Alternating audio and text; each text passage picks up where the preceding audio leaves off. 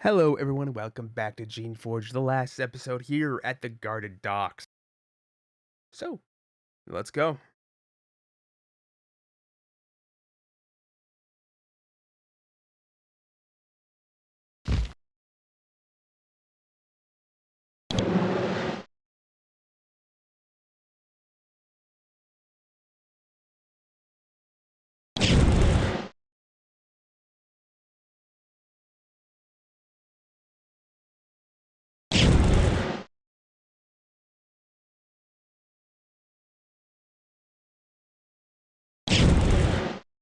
Sorry for blowing you up.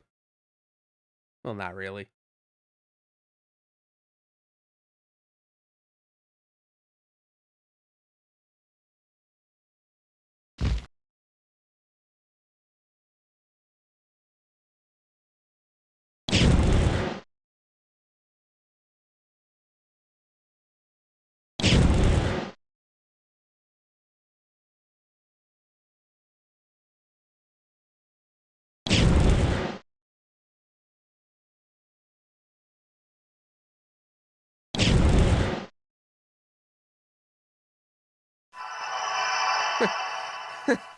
Yeah, a create claw bug for that. Yeah.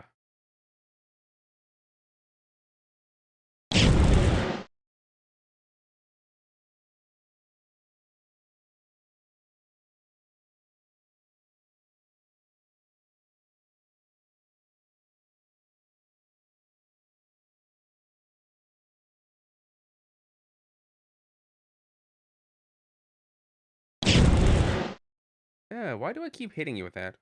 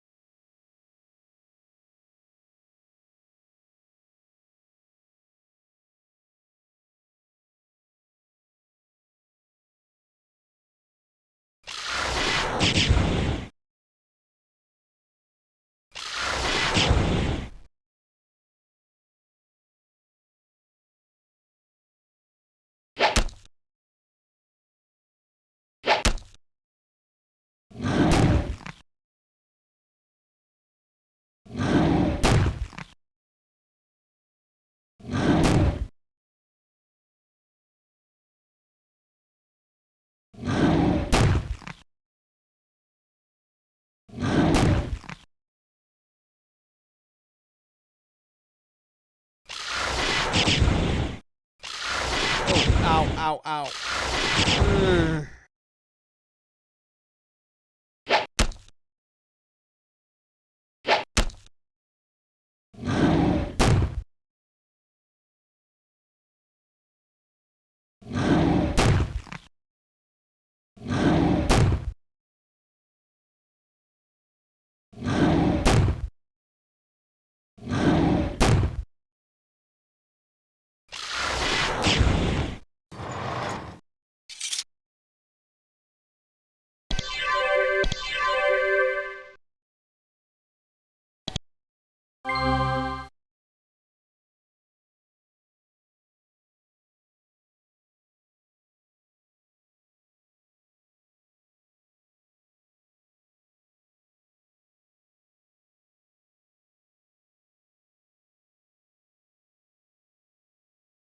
Yeah, I'm pretty much done here. The game is pretty much finished. So, part of me is curious to see what the hell's back here, though. I usually just rush the boat.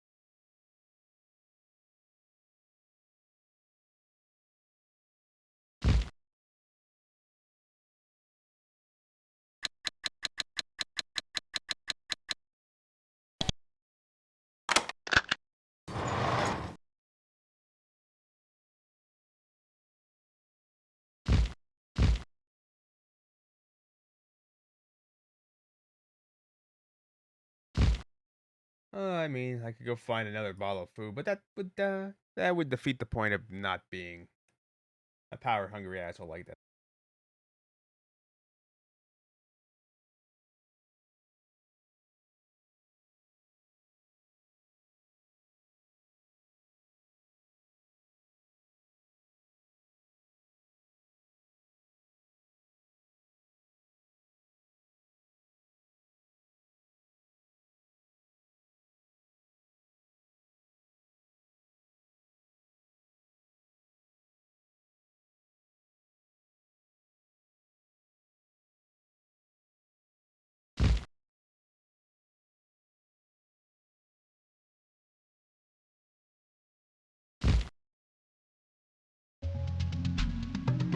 With difficulty, you pilot a small craft away from the dock. It is an awkward process at first. You have never piloted a sailboat before. Still, after some trial and error, you are able to get the wind to catch the sails. You depart Susia Island at last, setting course for the mainland. The island was not as remote as you imagined it. It was only 50 miles from the nearest Shaper settlement. 50 miles and 2 centuries. In but a day, you arrive at the coastal settlement of the Lame. There are a dozen Shapers there, working to tame this wild coast, populated with friendly fauna, and make it safe for settlement. They eagerly greet you, curious about where you came from. You tell them.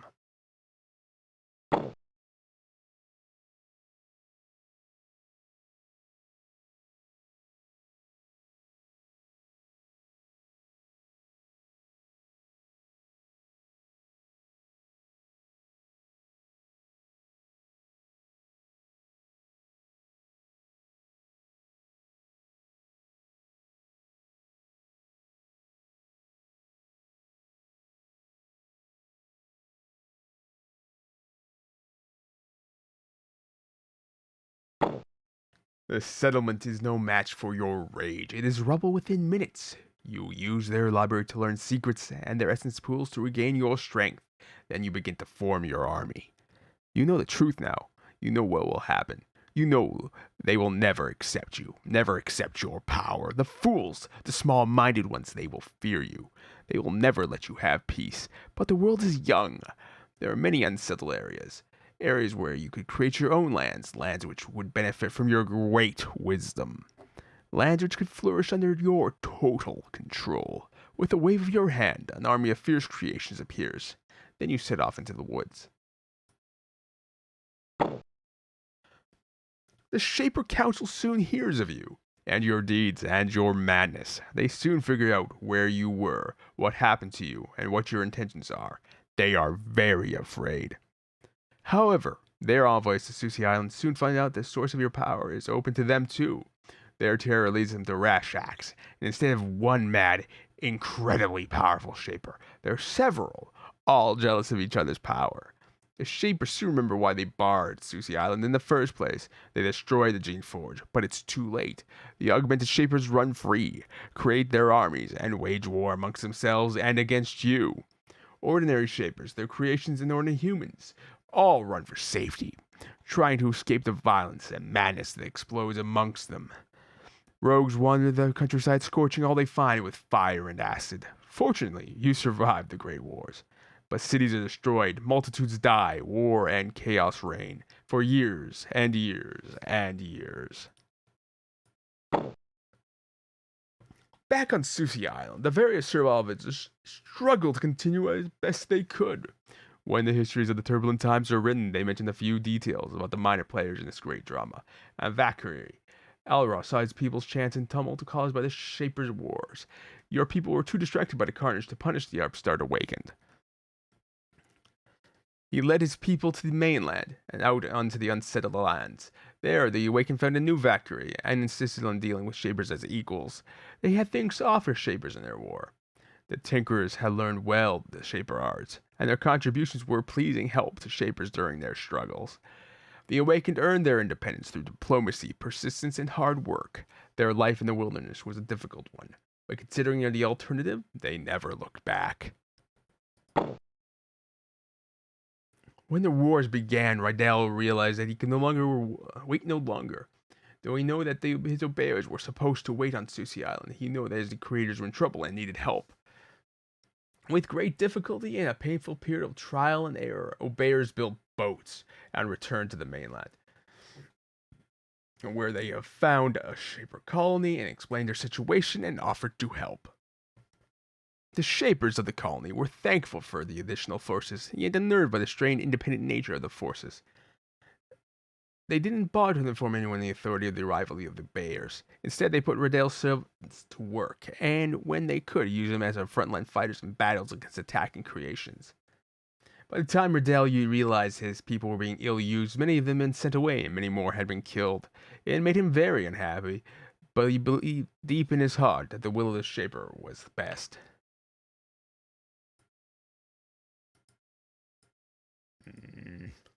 Click. When the Shaper Wars began, Norel saw her chance. In their hearts, the servants of Kaz lusted for war with the Shapers. They longed for revenge. With difficulty, they managed to return to the mainland. There, they looked for the opportunity to do battle with Shaper forces. A long guerrilla campaign began. There were years of great hardship for Norel and her people. The Shapers were distracted and weak, but still dangerous, and many of the takers died. They did not have the strength to make a real difference. Eventually, their grief and fatigue overcame their hatred. They went out into the wilderness. Norel helped them form villages, plant crops, and start lives over. There they lived, blissfully forgotten for many, many years. The finest flowering of the powerful arts of the Shapers took place on Susia Island. The Shapers, however, could not control the power they created. They tried to harness it. Then they tried to hide it. Then they tried to forget it. Then it came back to haunt them. Eventually, the tumult caused by the discovery of the Geneforge died down, but the secrets and the potential were known. Even after it was gone, people knew what it could be. This story grows quiet, but it does not end. You cannot unring a bell. The end. And that's it. That is the end of Geneforge. And my throat hurts from reading all that. I was not prepared to read that. It was just a spur-of-the-moment thing, and I did a shit job. Alright, I will see you in probably a couple weeks after I decide what the hell to record next. Thanks for watching. If you want, there's a playlist to the left, a random video to the right, and if you want, you can follow me on Twitter at CGPoorly.